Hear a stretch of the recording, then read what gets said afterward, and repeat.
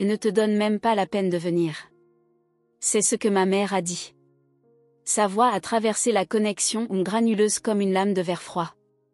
Pas de préambule, pas d'hésitation, juste ça. Comme si j'étais une invitée indésirable dans la vie de quelqu'un d'autre. Ça devait être un simple appel du dimanche matin. J'étais connectée depuis ma cuisine, un café à la main, encore en peignoir.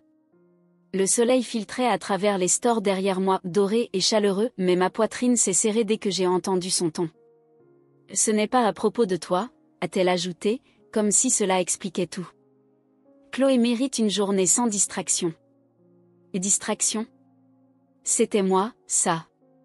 Je fixais l'écran où les visages de la famille s'affichaient en petites vignettes, ma mère droite comme un piquet sur sa chaise, mon père à peine visible, occupé à scroller son téléphone en silence, ma cousine Paige avec sa caméra éteinte. Et puis Chloé, ma petite sœur au centre de l'écran, parfaitement coiffée, une petite moue satisfaite sur le visage. Elle n'a rien dit. Elle n'en avait pas besoin. Son silence parlait plus fort que n'importe quel mot. Je sentais la chaleur me monter au visage alors que je posais la tasse sur le comptoir. J'ai voulu parler, mais ma gorge s'est nouée. Tout ce que j'ai pu dire, lentement, posément. Après tout ce que j'ai fait, c'est comme ça que je la prends. Ma mère a soufflé, agacée. On ne va pas recommencer, Rachel. Chloé est diplômée. C'est une fête, pas ce que tu es en train de faire. Ce que je suis en train de faire ? Ce que je suis en train de faire, ai-je repris, c'est ce truc où j'ai payé les frais de scolarité de Chloé pendant 4 ans. Ce truc où je lui ai envoyé de l'argent pour ses livres, son logement, même un thérapeute, parce qu'elle ne voulait pas passer par les services du campus. Ce truc où vous souriez tous pendant que je payais, et maintenant, je suis une gêne. Personne ne m'a interrompu. Personne n'a protesté, pas même mon père. Ma tante Anne a cligné des yeux, puis a baissé la tête. Chloé souriait toujours. C'était un sourire que je connaissais trop bien. Celui qui dit « j'ai gagné ». C'est là que j'ai compris que ce n'était pas une erreur. Pas un coup de sang. C'était décidé. Approuvé. Coordonné, même. J'aurais pu demander pourquoi. J'aurais pu supplier pour une explication, un peu de pitié. Mais à la place, ma main s'est dirigée vers le clavier, calme, mécanique. J'ai ouvert l'appli bancaire que je n'avais pas consulté depuis la mise en place du paiement automatique des frais de Chloé, 3 ans plus tôt. Le tableau de bord s'est chargé lentement. Mes doigts ne tremblaient pas. Clic. Annulé. Confirmé. Terminé. Oh, ai-je dit, la voix égale. Si c'est ce que vous ressentez, alors vous ne verrez plus jamais un centime de moi. Ma mère a plissé les yeux, comme si je venais de parler une langue étrangère. Je suis sérieuse, ai-je ajouté. Carte de crédit. Frais de scolarité. Courses. Tout. Vous êtes des adultes. Il est temps d'agir comme tel. Et sans attendre de réponse, j'ai cliqué sur quitter la réunion. L'écran est devenu noir. 5 secondes plus tard, mon téléphone a vibré, un message de mon père. Ne fais rien de stupide. C'est ta sœur. Puis Chloé. Merci de faire encore une fois tout tourner autour de toi.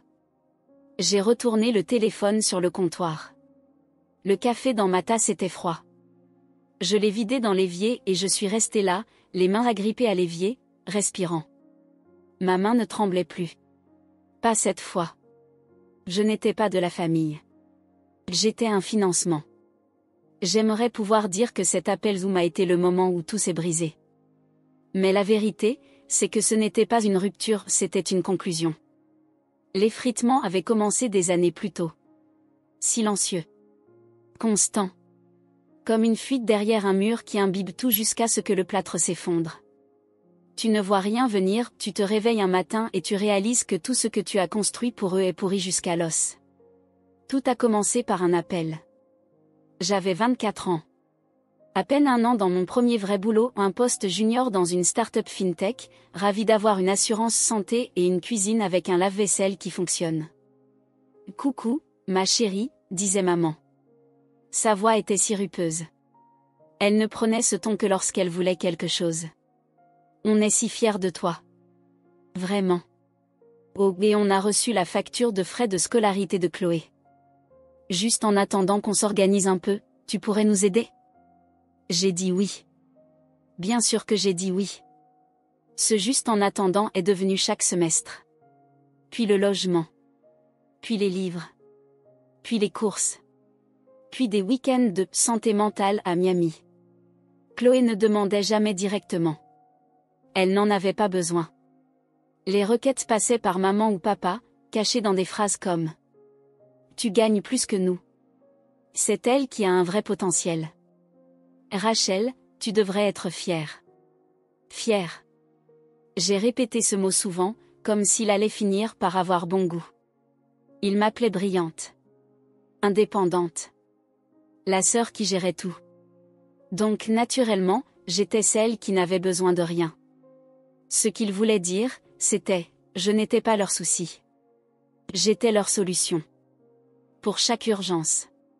J'étais le pansement. Quand Chloé a voulu quitter le campus parce que les dortoirs étaient déprimants, j'ai payé le premier et dernier mois de loyer. Quand son ordi a lâché, je l'ai remplacé. Quand son copain a accidenté sa voiture, j'ai payé la franchise. Et tout du long, je me disais que c'était de l'amour. Que peut-être, si je donnais assez, il finirait par me voir. Pas juste comme un portefeuille, mais comme de la famille. Mais ce n'est jamais arrivé. Il y avait des signes que j'ai ignorés. Des petites blessures que j'ai appelées des blagues. Comme à Noël, quand j'ai offert un MacBook Air à Chloé, et qu'elle a fait une grimace. J'avais demandé le Pro. Celui-là est un peu basique. Papa a ri. Peut-être l'année prochaine. Maman n'a rien dit. Ou le jour où elle a laissé son téléphone déverrouillé sur la table, et que j'ai aperçu un message à tante Janet. Rachel est une vraie contrôle fric. Elle croit être Jeff Bezos parce qu'elle signe les chèques. Mais bon, si elle est assez idiote pour continuer à payer, pourquoi se plaindre? Je l'ai lu 3 fois. Je me suis dit que ça ne voulait pas dire ce que ça voulait dire. J'étais douée pour réécrire leurs histoires. Mais la phrase que je n'ai pas pu réécrire est arrivée plus tard. C'était un jeudi soir pluvieux, proche de minuit. Je venais juste de me glisser dans mon lit quand mon téléphone a sonné. Mademoiselle Morgan, a dit l'homme au bout du fil, nous appelons pour vérifier une activité inhabituelle sur une carte se terminant par 728. J'ai cligné des yeux. Je n'utilise plus cette carte depuis longtemps. 4 transactions en 48 heures. Total, 3700 $. Cartier. Balenciaga. Foot Locker. Cette carte était pour les courses. Il y a des années. Une carte que j'avais donnée à ma mère temporairement. J'ai raccroché. Mon cœur n'a pas battu plus vite. Il s'est enfoncé. Cette nuit-là, je ne les ai pas appelés. Je n'ai pas pleuré. Je me suis assise à mon bureau, j'ai allumé une petite lampe, et j'ai ouvert mon ordinateur. J'ai vérifié chaque compte. Chaque carte oubliée. Chaque paiement automatique. 3 comptes étaient toujours actifs, tous à mon nom. Mon numéro de sécu. Mon crédit. Leurs dépenses. J'ai commencé un tableau Excel. Pas par vengeance, pour y voir clair. Pour avoir une preuve. Parce qu'au fond de moi, je savais déjà. Je n'avais jamais été une fille. J'avais été une ligne de crédit qu'ils pouvaient composer à tout moment. Je ne les ai pas appelés. J'ai nettoyé le chaos. J'ai passé les 2 jours suivants dans le silence, pas celui qu'on subit, mais celui qu'on construit, comme une barrière. Pour la première fois, j'ai traité ce qui s'était passé non comme une trahison à pleurer, mais comme une crise à résoudre. J'ai imprimé des relevés. Ouvert des fichiers. Changé des mots de passe que je n'avais pas touchés depuis des années. J'ai appelé les banques, une à une. Pouvez-vous confirmer qui a autorisé cette carte? Pas moi. C'est mon nom mais pas mes achats. Ils étaient polis. Efficaces. Certains m'ont demandé si je voulais porter plainte. J'ai dit non. Pas encore. Je n'étais pas prête à brûler le pont. Mais j'étais prête à le fermer. Une carte. Puis une autre. Et encore une. Toutes fermées. J'ai désactivé le budget course que j'avais mis en place. J'ai annulé les paiements automatiques pour les frais de scolarité. J'ai retiré Chloé de l'accès à mon compte Amazon. Chaque clic était comme décoller un sparadrap. Ça faisait moins mal que je ne l'imaginais. Il y a eu un moment à peu près à mi-parcours où j'ai fait une pause. L'appartement était calme. Mes mains flottaient au-dessus du clavier.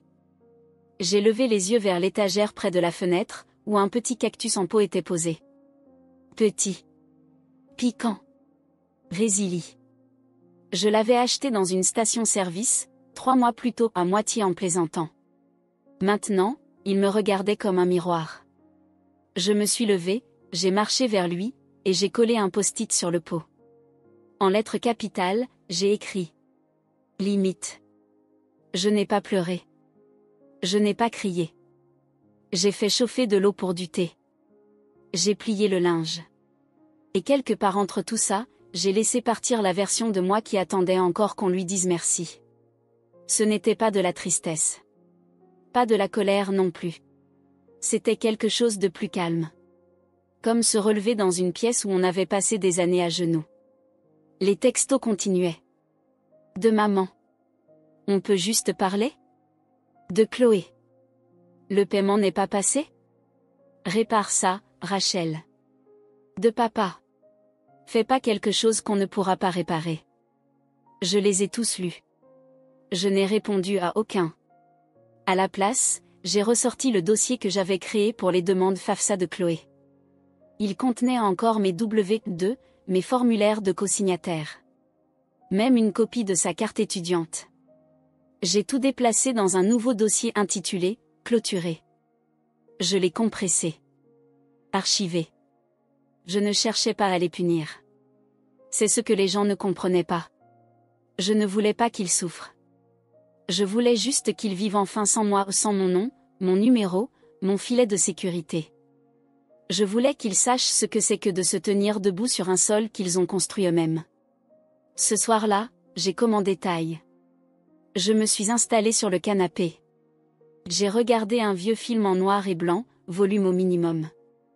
Dehors, la ville scintillait comme un endroit que je n'avais pas remarqué depuis des années.